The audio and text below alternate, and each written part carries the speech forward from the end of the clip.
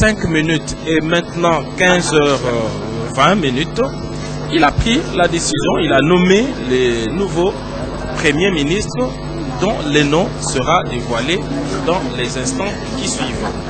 Qui est-il? Quel est son profil? Quel est son background? D'où vient-il? Les fins limiers de la RTNC et de la presse congolaise, nous dévoilerons dans les minutes qui vont suivre. C'est que ils vont suivre dans les minutes qui suivent, ils nous diront quel est le profil de ce Premier ministre et afin que nul n'en ignore. Voilà, c'est cela l'expression. Nous sommes ici, nous allons prendre notre mal en patience. Le porte-parole qui devrait avoir la lourde responsabilité de dévoiler l'ordonnance présidentielle a été aperçue dans les couloirs du bureau du chef de l'État. Et je crois qu'au sortir de là, il devrait directement passer devant notre plateau spécial, ici au perron du cabinet du chef de l'État, du bureau du chef de l'État, pour nous présenter ces oiseaux rares. On parlait des priorités de sa gouvernance. Je pense que sur base du discours d'orientation du chef de l'État, du discours d'investiture, nous pensons le 24 janvier dernier, le chef de l'État a dit que la priorité était d'abord la lutte contre la pauvreté et que l'homme devait être au centre de toute action, de toute gouvernance. Et dernièrement, le chef de l'État l'a rappelé devant les gouverneurs réunis au Kempinski Fleuve Congo Hotel à l'occasion du séminaire de recadrage. Et une phrase m'a particulièrement intéressé, c'est lorsque le chef de l'État a dit les gouverneurs doivent à tout moment se rappeler qu'ils ont d'abord été élus pour servir le peuple. Donc le peuple d'abord, voilà une devise aujourd'hui reprise en refrain, en chœur partout où le chef de l'État arrive à l'étranger comme ici à l'intérieur du pays. La population ne cesse de lui rappeler ce testament politique de feu Étienne Tshisekedi Wamulumba, le peuple d'abord. Et le chef de l'État l'a rappelé aux gouverneurs qu'ils ont été élus pour servir d'abord le peuple et le reste après. L'autre pilier de la gouvernance du chef de l'État, c'est la lutte contre la corruption, la concussion, l'impunité, le tribalisme, le régionalisme. C'est vrai qu'il y a des velléités tribalistes ça et là. Le chef de l'État ne cesse de les rappeler qu'il est le chef de l'État de tout le monde et qu'il est hors de question que des individus, quelle que soit leur motivation politique, puissent secouer aujourd'hui la corde tribale ou régionale pour troubler la quiétude de la population congolaise. On peut également penser que l'autre action du nouveau Premier ministre, définie par le chef de l'État, c'est la restauration même de l'autorité de l'État. Oui, la RDC n'est pas un western. La RDC est un État moderne, un État des droits comme tous les autres, où les citoyens ont besoin d'une sécurité assurée. Comme on aime à le dire, la sécurité de biens et des personnes doit être garantie avec, bien sûr, l'égalité des droits devant la justice. L'autre pilier, l'autre action du gouvernement, c'est la justice distributive. Nous pensons que les choses vont très vite. Je vois le directeur du protocole d'État, John Nyakeru, qui s'active. Nous pensons que dans les instants qui suivent, devant ces décors à l'écran, les porte-paroles devraient prendre place pour nous donner lecture de l'ordonnance présidentielle nommant le Premier ministre. Merci beaucoup Giscard Koussema, vous aviez bien dit, retracé les grandes lignes de la politique du chef de l'État, grandes lignes retracées au cours de son discours d'investiture le 24 janvier 2019 au Palais de la Nation. Le chef de l'État va rester constant vis-à-vis de ce programme qui met le peuple congolais au centre de tout. Et je retiens d'abord une phrase de la part du chef de l'État. Nous rappelons que nous sommes ici à la Cité de l'Union africaine les installations du bureau du président de la République, c'est vraiment un véritable labyrinthe. Les messieurs que je vis passer n'a pas voulu utiliser la voie où se trouvent les gens qui sont devant vous sur le petit écran. Il est passé par derrière, il a pris un couloir, mais il avait à ses côtés un proche collaborateur du président de la République. Je présage que ça doit certainement être ce monsieur, parce qu'il est resté passé à côté de côte à côte avec les proches collaborateurs du président de la République. C'est pas une chose facile, surtout en ce moment où on attend cet oiseau rare, ce premier ministre que tout le monde attend. D'un moment à l'autre, le nom sera connu. Mais je doute fort que ce soit personne ou quelqu'un d'autre que celui que je venais de voir passer devant moi et qui m'a plongé un regard rassurant avec un sourire suspendu aux lèvres, très bien habillé et détendu. J'ose croire que c'est cette personne. Moi, je la connais, hein, sincèrement, mais je vous laisse vraiment en suspense, très chers téléspectateurs. Vous le saurez, vous le connaîtrez d'un moment à l'autre avec l'intervention du porte-parole du président de la République. Je suis en train de demander à la réalisation si nos amis qui ont un plateau spécial au niveau de la cité à la cité du peuple, à la voix du peuple, s'ils sont prêts. Est-ce que nous pouvons être en contact avec les gens qui sont sur le plateau, réalisateurs? Si ce n'est pas prêt, alors nous continuons ici avec Giscard Kousseman pour commenter cette retransmission en direct qui est consacrée d'un moment à l'autre à l'annonce d'une importante communication de la présidence de la République par le porte-parole du président de la République, Giscard Kousseman.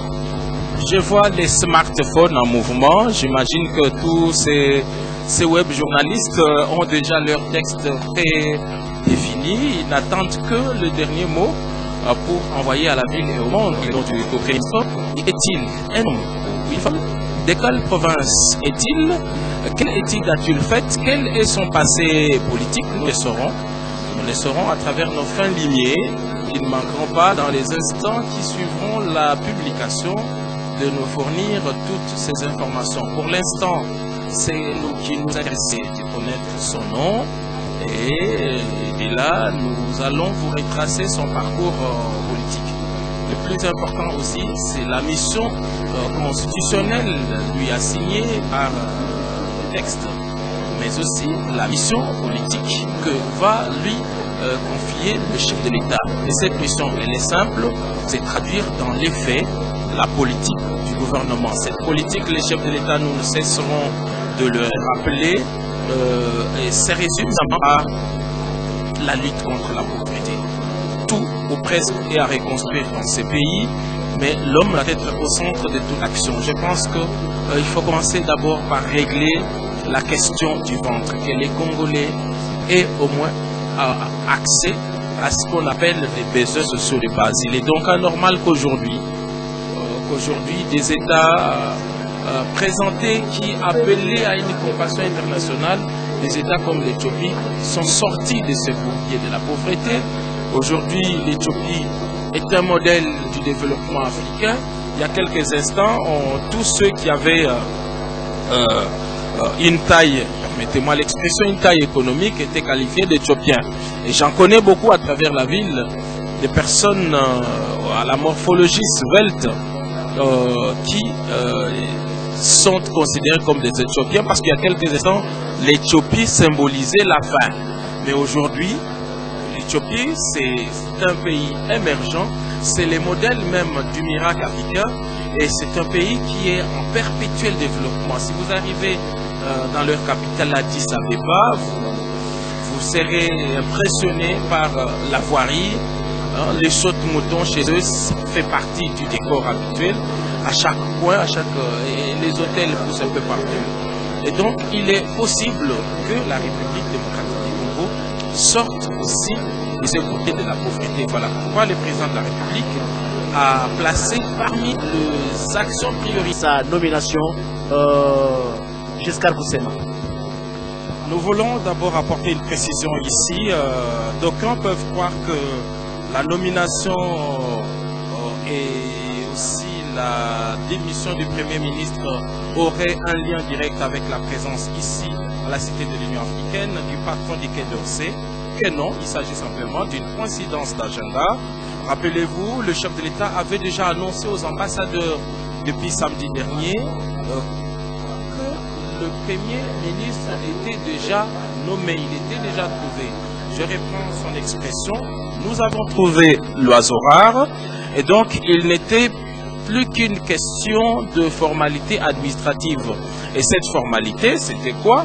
C'était de permettre au Premier ministre Bruno Tshibala de pouvoir accueillir la délégation française, je suppose.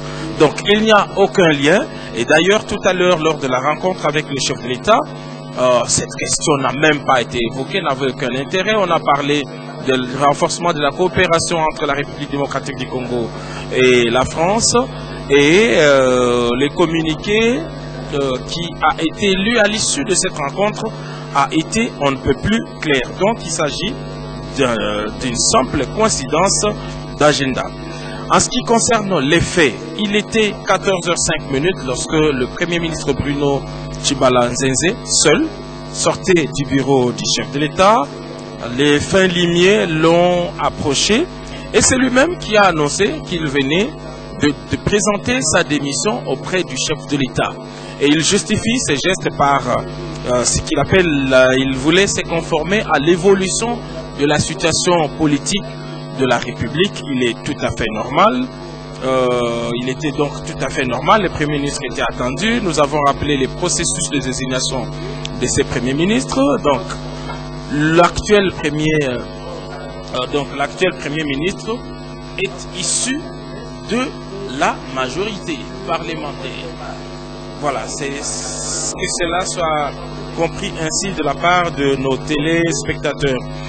Donc, avec ces gestes de démission du Premier ministre Bruno Tshibala, c'est tout son gouvernement qui tombe également. On le sait, c'est un gouvernement qui est déjà diminué de plusieurs éléments. Beaucoup ont choisi d'aller siéger au Parlement, à l'Assemblée nationale, tout comme au Sénat. D'autres même ont été élus au niveau de province. Il y a des députés provinciaux, d'autres encore sont devenus des gouverneurs, on l'a dit, gouverneurs de province ou disons des parlementaires des assemblées provinciales, des députés provinciaux, merci. Donc il était donc tout à fait normal que ces gouvernements déjà diminués de plusieurs de ses membres puissent déposer les tabliers. Ce qui va se passer dans les minutes ou les jours qui vont suivre, c'est quoi? Le Premier ministre est présenté, son gouvernement devra être rendu public. Le Premier ministre et tout son gouvernement vont se présenter à l'Assemblée nationale. C'est l'Assemblée nationale qui investit le Premier ministre et le gouvernement sur base d'un programme que le Parlement, l'Assemblée nationale devrait adopter, approuver. C'est ce qui va se passer et on est encore dans les temps constitutionnels dans la mesure où la session, le Parlement est encore en session et c'est le 15 juin que termine la session parlementaire. Donc il y a encore du temps entre, disons, dès l'instant où le Premier ministre est nommé, on a encore du temps pour que le Premier ministre et tout son gouvernement se présentent à l'Assemblée nationale.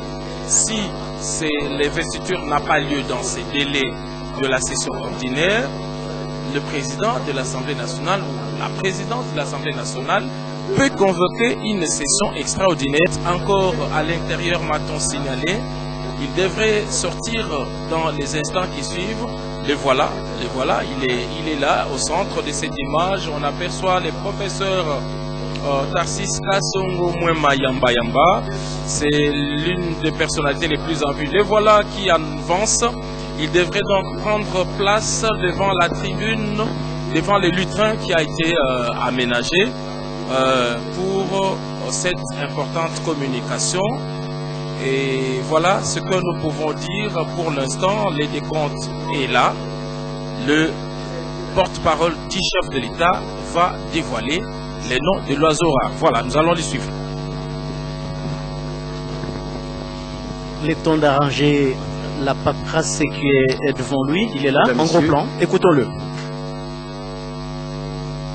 Je viens donc mettre fin à une longue attente et un long suspense. Monsieur le Président de la République, Félix Antoine Tshisekedi Tshilombo, a reçu ce lundi la démission de M. Bruno Tshibala-Nzenze, Premier ministre, et de son gouvernement, démission qui a été acceptée.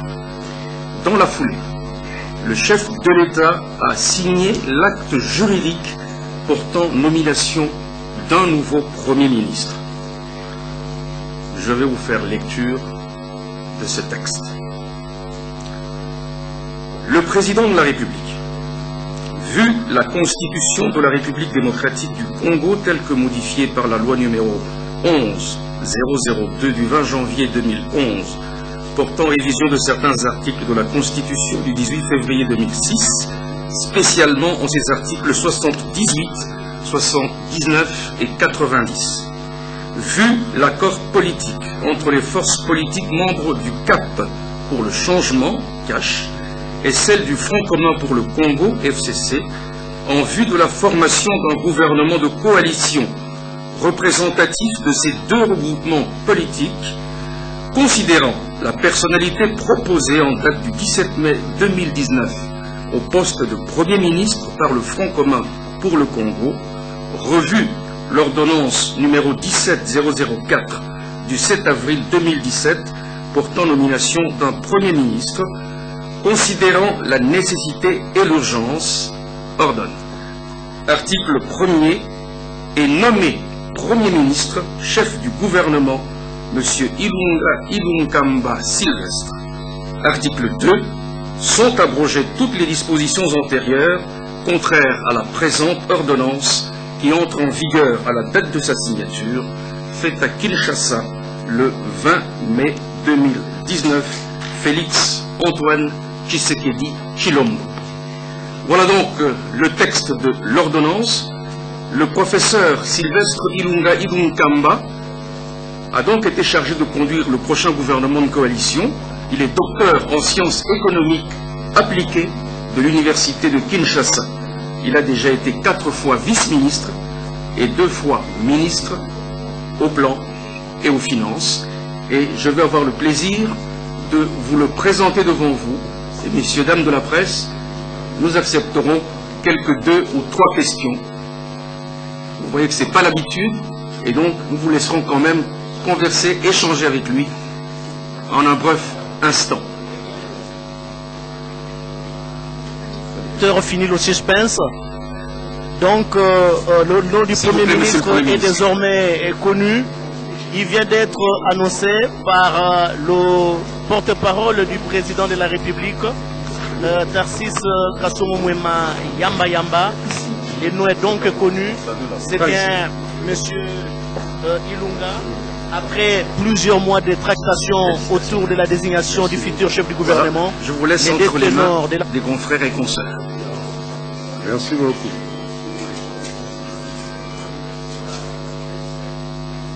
Qui attaque le premier?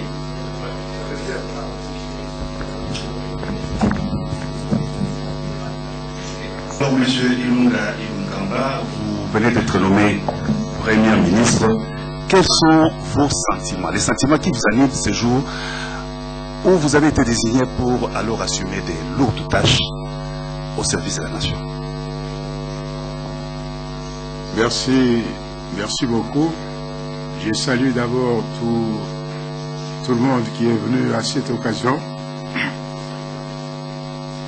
Effectivement, je viens d'être reçu par le président de la République, chef de l'État, Son Excellence Félix Antoine Tshisekedi Tshilombo, qui m'a annoncé ma nomination en tant que Premier ministre de la République démocratique du Congo.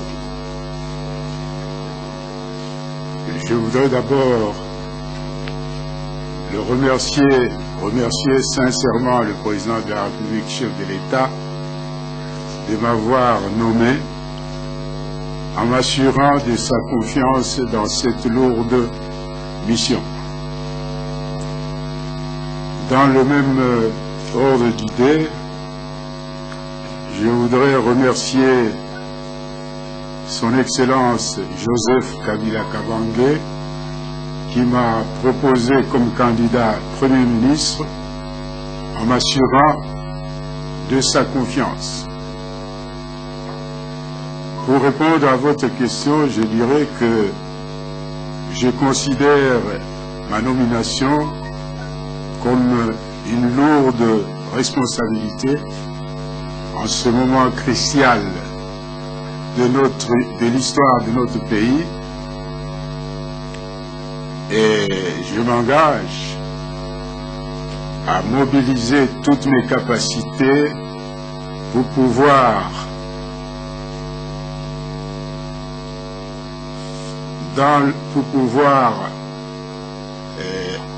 faire fonctionner de façon harmonieuse la coalition au niveau du gouvernement, et en même temps à contribuer à l'amélioration des conditions de vie des citoyens congolais dans la transparence et la bonne gouvernance. Le président de la République tout à l'heure, en me recevant, a esquissé ce qu'il considère comme les secteurs importants pour l'action du gouvernement. C'est le social, c'est-à-dire l'éducation, la santé, bien sûr la priorité dans un pays post-conflit comme le nôtre, c'est la sécurité et l'instauration de la paix. Voilà ce que je peux répondre à votre question. La dernière question. Monsieur le Premier ministre, félicitations d'abord pour votre nomination. Vous avez répondu à ma première question, mais je voudrais poser une deuxième. Est-ce que vous avez une idée du délai pour lequel vous allez nommer une équipe gouvernementale? Et vous connaissez le protocole en la matière. Je viens d'être nommé. C'est un premier pas qui est fait dans le cadre de la formation du gouvernement. Il y a des consultations dans le cadre de la coalition qui se font pour arriver à déterminer la structure du gouvernement, la composition du gouvernement. Une fois ces consultations terminées, il faudrait à ce moment-là, c'est à ce moment-là qu'on pourra déterminer le délai pour la formation du gouvernement. Je crois nous tous les Congolais voudraient que cela se fasse rapidement, et le président de la République, chef de l'État tout à l'heure, m'a assuré qu'il fera tout pour que cela se fasse rapidement. Merci beaucoup et à bientôt. On pourra se voir à d'autres occasions. Premier mot, le Premier ministre Ilunga